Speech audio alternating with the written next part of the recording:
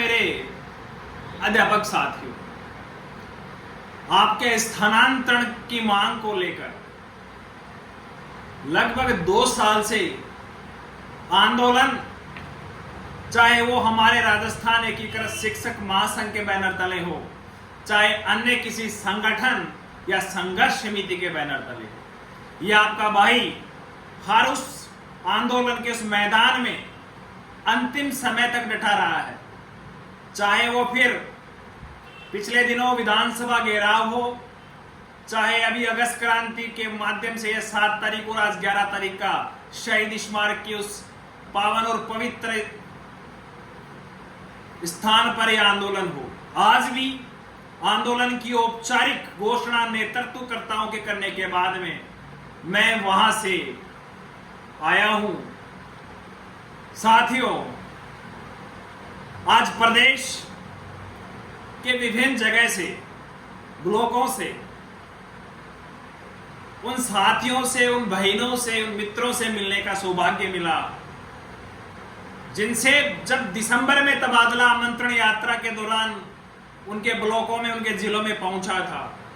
पिछले आंदोलन में वो चाहे दिसंबर का आंदोलन हो, कुछ साथी 5 फरवरी दिल्ली भी गए और कुछ साथी विधानसभा घेराव में मिले, कुछ साथी आज मिले। यदि मैं संक्षिप्त में बात करूं तो आज विशेष रूप से जिस आस और उम्मीद के साथ इस अगस्त क्रांति में प्रदेश का जो शिक्षक साथी आया, वो कहीं ना कहीं अपने को ठगा सा महसूस कर रहा था। मैं किसी की आलोचना नहीं कर रहा। भाई सुनील और सूरजभान का प्रयास, उनकी संघर्ष समिति का प्रयास सराहनीय है, लेकिन तबादलों की वो प्रमुख और ज्वलंत मांग, जिस ज्वाला को मैंने प्रदेश में घूमकर शिक्षा संकुल पे अनशन करके लाठियां खा के जलाई थी, उस चिंगारी को जहां भयानक रूप लेकर प्रदेश में किस राजधानी में केवल और केवल तबादला गूंजना चाहिए था, आज वहां पर गैर शैक्षणिक कार्यों से मुक्ति, संविदा प्रथा से मुक्ति और 7-8 प्रकार की मांग पत्र की मांगे हमें चारों ओर से सुनाई दी। वहां आम शिक्षक जो भाई सुनील और सूरजभान जी के आश्वासन पे, उनके कहने मात्र से, हमारे खुद के जो वीडियो थे उनके माध्यम से प्रदेश के अलग अलग कोने से वहां डटा आया, 7 को आया, 8 को आया, 10 को आया, आज आया, वो शहीद स्मारक के बाहर चाय की थड़ी पे अलग से संदेश करके, अलग साइड में बुला के या एक झुंड के रूप में बात कर रहे थे कि हम तो तबादला करवाने आए, हम गैर शैक्षणिक कार्यों से मुक्ति भी पालेंगे जब हमारे घर के पास आ जाएंगे, हम संविदा की स्पर्धा को भी दूर करवा देंगे जब घर के पास आ जाएंगे। अरे जब साथियों हमारे पैर में कांटा चुभता है तो हमारा प्राथमिक काम होता है पैर में से कांटा निकालना। ये कांटा क्यों चुभा, भविष्य में नहीं चुभना चाहिए। कांटे को लेकर हमें कई प्रकार की धारणाएं उस समय नहीं सूझती और ना सूझनी चाहिए।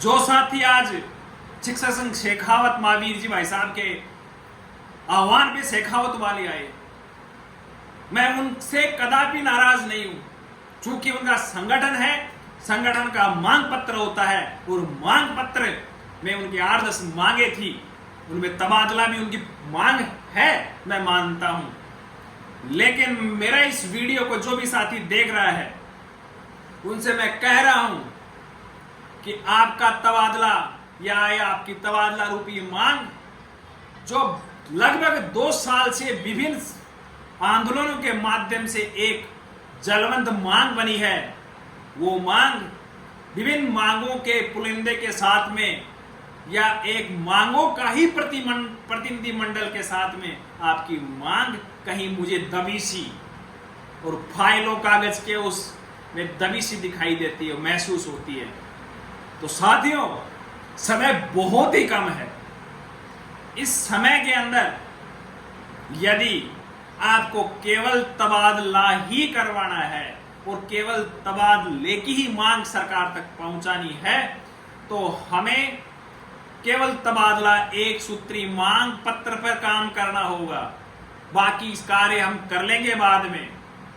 और जो ये महात्मा गांधी विद्यालय के इंटरव्यू देने गए थे, यदि उनकी आधी संख्या भी आज प्रदेश में होती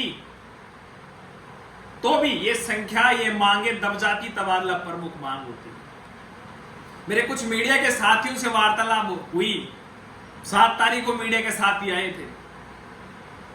भगवान की दया से उन सभी से अच्छा भाईचारा है। उनसे दोबारा बात हुई तो वो कह रहे थे कि तबादलों की बात के अलावा वहां पर 90% बात अन्य हो रही थी, जिनमें मीडिया को भी इंटरेस्ट नहीं है। मीडिया भी क्या दिखाना चाहती है? जलवंत मुद्दा। उनके भी घर और परिवार के अंदर तबादलों की चाहत रखने वाले लोग हैं। अरे हरपाल नादरवाल को तबादला नहीं चाहिए। मैं जिन भी आंदोलनों का जिनका नेतृत्व मैंने नहीं किया, हमारे संगठन के बैनर तले नहीं हुआ है, उनमें मैं गया। आज मैं व्याख्याता हूं, राजधानी जयपुर में नौकरी कर रहा हूं, फिर भी मैं गया क्योंकि मुझे उस मेरी बहन का, उस मेरे भाई का, जो बड़े विश्वास के साथ में मुझसे मिले या दूरभाष के माध्यम से मेरे से ये कहा कि भाई साहब आप पे हमारा विश्वास है, ट्रांसफर पे सहयोग करें, मैं उस सहयोग करने के लिए गया। तो अब सभी से मैं आग्रह करता हूं, इस वीडियो को अधिक से अधिक संख्या में शेयर करें और आत्ममंथन करें। भाई सुनील और सूरजभान उनके संघर्ष समिति को भी मैं आग्रह करता हूं कि आत्मचिंतन करें। क्या ट्रांसफर की एक सूत्री मांग को लेकर हमें हमारे हिसाब से केवल एक सूत्री मांग को लेकर किसी बड़े संगठन को साथ न लेते हुए केवल ट्रांसफर रूपी मांग को लेकर, क्योंकि ये बड़े संगठन जो अपने आप को हमारे जन्म, हमारे माँ बाप के जन्म से पहले का बना हुआ बताते हैं, उनकी संख्या, भाई सुनील, भाई सूरजभान जी, आपको भी पता है, जो वीडियो देख रहे हैं उनको भी पता है उनकी संख्या कितनी है। आज भी शहीद स्मारक पर यदि तबादलों की चाहत करने वाले, तबादलों की चाहत रखने वाले परिजन और शिक्षक उठ के चले जाते तो इनकी संख्या का इनको भी मालूम पड़ जाता, और पहले भी पड़ा हुआ है। तो जरूरत है तबादलों की एक सूत्री मांग पर मंथन करने का, उस मांग को लेकर आंदोलन करने का, सरकार तक वो मांग पहुंचाने का। इसके लिए बहुत जल्द हमने सबको देख लिया। बीच में हमने दिसंबर में आंदोलन किए, 5 फरवरी को आंदोलन किए। कुछ साथी आरोप लगा रहे थे उस समय हरपाल नादरवाल नेतागिरी करना चाहता है, चुनाव लड़ना चाहता है। मैं कुछ समय के लिए पीछे हटा, सबको बाकियों को करने दो। आपने सबको देख लिया, सबने उस चिंगारी की ज्वाला को बढ़ाने की बजाय अन्य मांगों के साथ में जोड़कर धीरे धीरे वो मांग हमारी पूर्ण होती जा रही है और आचार संहिता नजदीक है। भाई सुनील, सूरजभान और भी जो भी थर्ड ग्रेड के, चाहे नंदराम गुर्जर हो, अक्षय भाई हो, जो पीड़ित हैं, उनसे आग्रह करूंगा कि संघर्ष के मैदान में वो आए और वो लड़ाई को लड़ें, क्योंकि उनको ट्रांसफर की जरूरत है।